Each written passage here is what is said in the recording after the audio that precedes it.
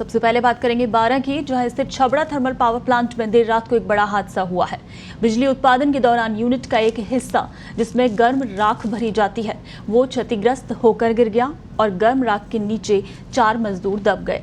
4 में से 3 को बेहद गंभीर हालत में बाहर निकाला गया और तीनों के शरीर पर कई जगह पर झुलसने के निशान हैं और गर्म राख के नीचे दबने के कारण शरीर की चमड़ी तक गल गई है।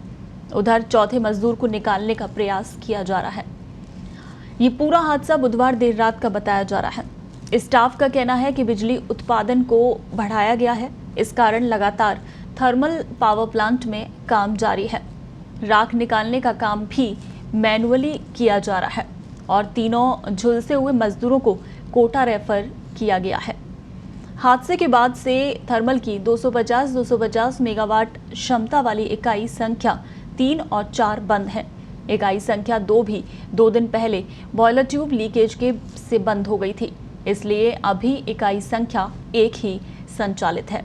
तो कल रात को हुआ है ये हादसा 12 के थर्मल इकाई में, जहां ईएसपी गिरने से 4 मजदूर उसके नीचे दब गए, जिनमें से 3 मजदूर जिन्हें बाहर निकालकर अस्पताल पहुंचाया गया। वहीं चौथा मजदूर जो कि ईएसपी के मलबे के नीचे ही दबा हुआ है, उसे निकालने के प्रयास लगातार जारी हैं। तो तीनों मजदूर जिन्हें अस्पताल में भर्ती कराया गया, उन्हें वहां से कोटा रेफर कर दिया गया है। आपको बता दें कि ईएसपी जिसमें गर्म राख भरी होती है और गर्म राख यानी ईएसपी के टूटने से गिरने से ये मजदूर उसके नीचे दबे, यानी गर्म राख के नीचे दबने से काफ़ी जो है उनके शरीर में नुकसान हुआ है। तो 3 मजदूर ऐसे हैं जिन्हें झुलसी हुई अवस्था में और कोटा के लिए अब रेफर कर दिया गया है। 12 में उनको पहले भर्ती कराया गया था उसके बाद, और 1 मजदूर जो कि अभी भी दबा हुआ है उसे निकालने की कोशिश की जा रही है।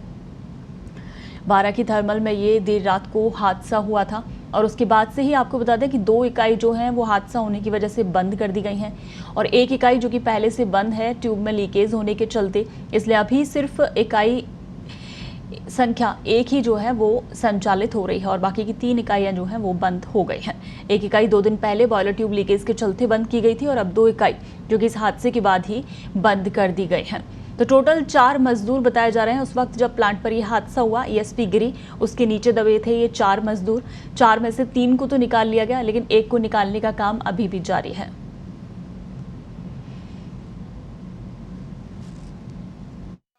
छबड़ा के super Motipura thermal power plant के अंदर यहाँ बीती रात एक बड़ा हादसा हुआ है।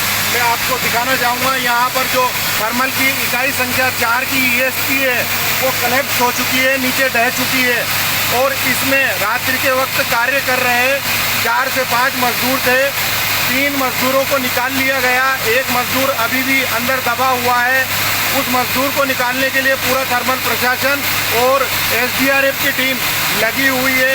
परिजनों का आरोप है कि थर्मल प्रशासन ने समय पर ईएसपी को खाली नहीं करवाया, इस कारण यह हादसा हुआ है।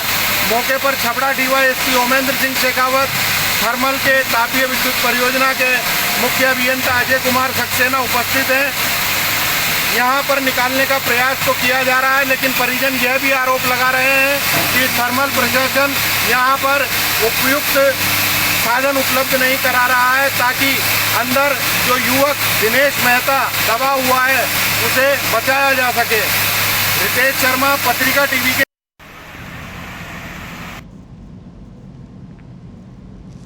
तो 12 में छबड़ा के मोतीपुरा थर्मल में रात को ये हादसा हुआ था, जहां ईएसपी गिरने की वजह से 4 मजदूर उसके मलबे के नीचे दब गए, जिनमें से 3 को निकाला गया है। 1 मजदूर अभी भी वहां पर दबा हुआ है।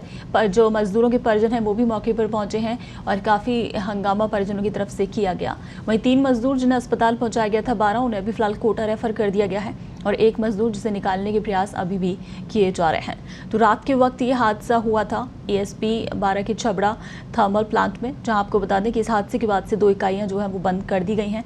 1 इकाई 2 दिन पहले बॉयलर ट्यूब लीकेज के चलते बंद हो गई थी, इसलिए अभी सिर्फ इकाई संख्या 1 ही संचालित हो रही है और बाकी की इकाइयां बंद हैं। तो अभी काफ़ी संख्या में लोग मौके पर हैं, रेस्क्यू टीम मौके पर है और 1 मजदूर जो दबा हुआ उसे निकालने की कोशिश की जा रही है। आपको बता दें कि ईएसपी जो गिरी है वो गर्म राख से भरी हुई थी, वो ईएसपी जिसके नीचे ये मजदूर दब गए और 3 मजदूर अभी अस्पताल में भर्ती हैं, लेकिन 1 जो दबा हुआ है उसके लिए रेस्क्यू लगातार जारी है, उसको बाहर निकालने की कोशिशें की जा रही हैं। और इन मजदूरों के जो परिजन हैं वो मौके पर पहुंचे हैं और काफ़ी हंगामा परिजनों की तरफ से देखने को मिला है।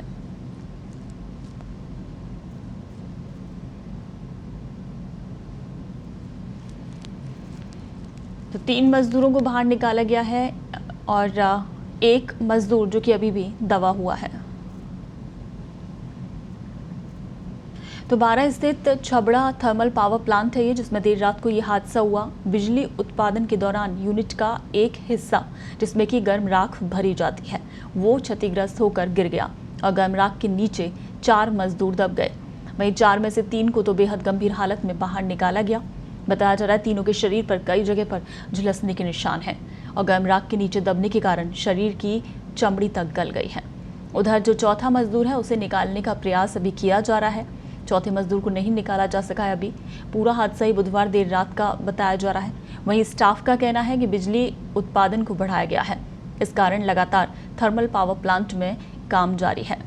राख निकालने का काम भी मैनुअली किया जा रहा है और जो तीनों झुलसे हुए मजदूर थे जिन्हें निकाला गया मलबे में से, उन मजदूरों को कोटा रेफर किया गया है और हादसे के बाद से ही थर्मल की 250 मेगावाट क्षमता वाली इकाई संख्या 3 और 4 जो कि बंद हैं। वहीं इकाई संख्या 2 भी 2 दिन पहले बॉयलर ट्यूब लीकेज के चलते बंद हो गई थी, इसलिए अभी सिर्फ इकाई संख्या 1 ही संचालित है। तो प्लांट पर हादसा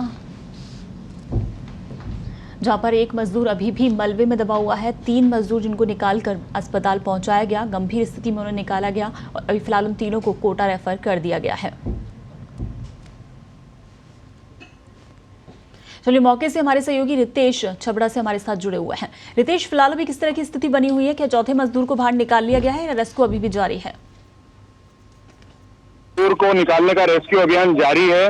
यहाँ पर पूरा जिला प्रशासन मौजूद है। बीती रात को ये घटनाक्रम हुआ जिसमें मोतीपुरा थर्मल पावर प्लांट की यूनिट नंबर 4 का ईएसपी नीचे ढह गया। वहां पर काम कर रहे उस वक्त 4 से 5 मजदूर थे। 3 मजदूर बाहर निकलने में कामयाब रहे। एक जो मजदूर है दिनेश मेहता वो अंदर दबा हुआ है और उसको निकालने के लिए यहाँ पर पूरा प्रशासन जुटा हुआ है।